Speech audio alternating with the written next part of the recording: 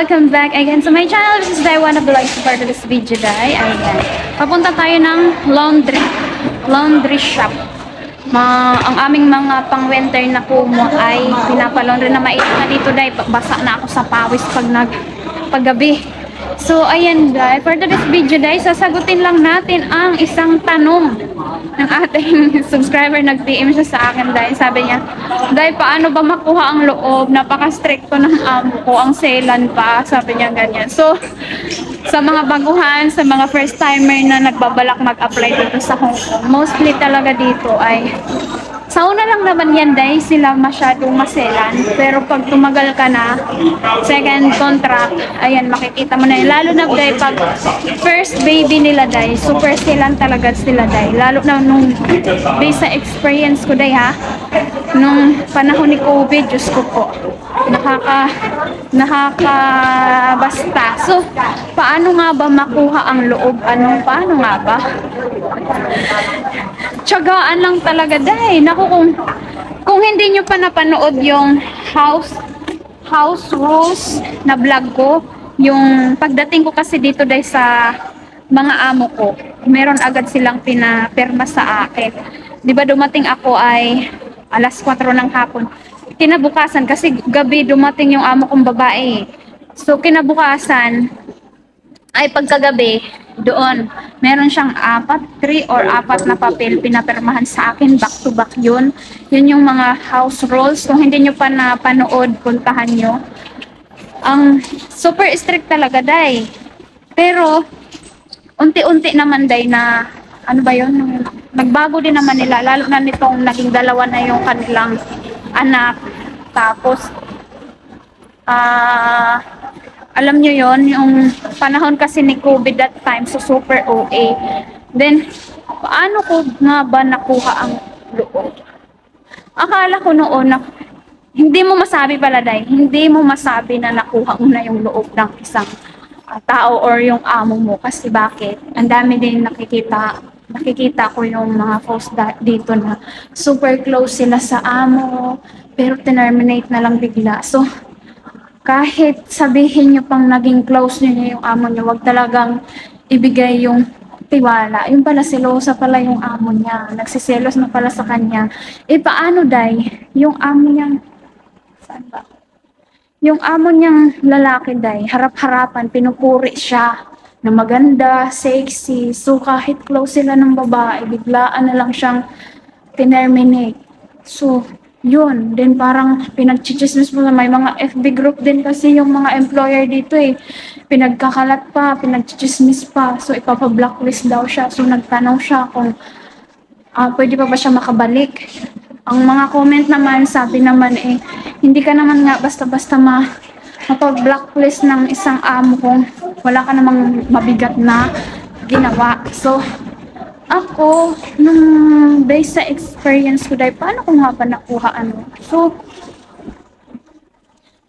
pagdating sa bata dati, yon, basta, ang hirap.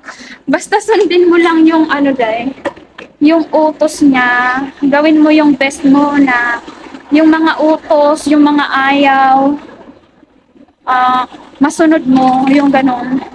Tapos, siguro, nasabi kong,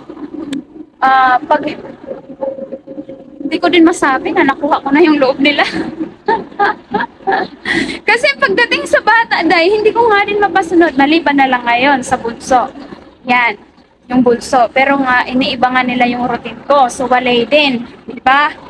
So, patsagaan na lang, patigasan na lang, kumbaga. Yun nga ang katwiran ko dati, diba? Sabi ko, hanggat hindi sila ang aayaw sa akin, hindi rin ako aayaw. Yun yung katwiran ko dati. So, unang-una, Day, ang bata, pag mas malapit sa'yo yung bata, depende sa amo, Day. Depende pa din sa amo. Merong amo na mas gusto nila na malapit yung bata sa katulong. Siyempre, for me, kung ako yung amo, kung malapit sa katulong ko yung bata, mas komportable ako. Kasi nga, ibig sabihin, okay siya, maayos siya na maganda yung turingan nila, kumbaga. So, yung amo ko naman, ayaw nila ng ganun. iniiba nila yung routine ko. Ang katwiran naman nila, Day, ay baka daw pag umalis ako, sila naman yung mahirapan. Pero totoo naman, Day, kasi meron na akong isang subscriber, Day, na alam mo yon, ah kinuha siya, pangalawang helper siya. So, nandito na tayo, Day. Nandito na tayo sa laundry shop. Ayan, mag-laundry shop muna tayo. Hala, close naman. Bakit? Ayan na nga, Day. Close sila, Day. Hindi alam ni Amo. Na every Wednesday, nahulog, patay. Nahulog, Day. Ayan, lag pa more. So, ang akin na lang nun ginawa, yun nga, iba-iba naman kasi ang amo, Day. So, ang ginawa ko na lang ay, yun nga, iniiwasan ko na magkaroon kami ng arguments kasi doon sila magkakaroon ng rason na pwede kang ma-terminate, yun. So, ang lagi ko na lang, pag halimbawa nagko-complain sila sa akin, may reklamo sila sa akin, may mali akong ginawa, so sorry na lang ako, ganyan. Kung may mga time na, alam mo, may katwiran ka naman, so pinagbibigyan ko na lang, nagsusorry na lang ako, para walang gulo. Walang argument na magaganap. Saan ba ako lumabas kanina? Ganon lang ang ginagawa ko, Day. Para, alam mo yun, para hindi naman sa'yo yun. Kumbaga, yung iba kasi, sabi nga nung nakaraan sa comment, dahil parang ang hirap namang mag-sorry na alam mo namang hindi mo kasalanan. So akin, kung hindi naman, saan ako lumusot kanina? Hindi ko natandaan. Sa akin naman, Day, kung hindi naman ganun kabigat o katindi, pagbigyan ko na, kumbaga, pabor na sa kanila yun, kumbaga, ibalato ko na lang para na din sa peace of mind ko kasi ako yung tipong, ako yung nag-iisip, Day. Kumbaga, ako lugi ako kasi ako laging nag-iisip ng negative. Then, iniisip ko lagi niyan, baka ma-terminate na ako, yung ganyan. So, kahit alam mo yon, may katwiran ka naman, pwede ka mga twiran. Ang lagi ko na lang sagot, okay ma'am, sorry ma'am. Ganyan na lang ako. So, magaan ang buhay. Kumbaga, kahit marami kang trabaho, enjoy pa din, di ba? So, ganun ang buhay. Katulong tayo eh. Minsan, one time na nakasagot ako, yun lang yung pinakaano ko na, parang nangatwiran ako. Parang, hindi ako ganito, sabi kong ganyan, hindi ako ganito kasi nangatwiran ako sa amo ko. So, yun. Na, nung nagbuntong hininga yung amo ko, dahil alam ko yung ano na niya, kilala ko na siya. Pag ganun siya, ibig sabihin nung, inis siya, galit na siya. So, bigla akong nag-transform na realize ko, uy, katulong pala ako, ba't pala ako sumasagot, sabi ganyan. So, ang utos niya, ginawa ko pa rin, sabi ko ganyan. Ginawa ko pa rin, din kinabukasan pinakita ko sa kanya na ginawa ko. So, walang magiging problema. Wala siyang magiging rason na para pag-initan ka, para laging sira yung umaga niya o araw niya pag nakikita ka niya. Kasi ang hirap, sa isang bahay lang kayo at syempre ako, sa akin, no, hindi ko kasi kaya makipagtigasan na, alam mo yon, yung galit sa'yo yung amo mo kasi syempre iniisip ko anytime pwede nila akong i-terminate. So ako gusto ko ng finish contract, good record kasi para sa akin din naman yun. Hindi naman yun para sa kanila. Para in case man kung ayaw ko na talaga sa kanila, kumbaga ayaw din nila din ako, kumbaga ganyan. Makahanap ako ng amo na pwede ako mamili kasi first time, kumbaga first contract ko and finish ko. So, yun ang advantage pag finish contract ka dahil. Kaya sa mga nahihirapan naman first time, so hanggat kaya, gawin nyo muna ang best nyo bago kayo sumuko guys. At least hindi nyo masasabi, sayang ganyan.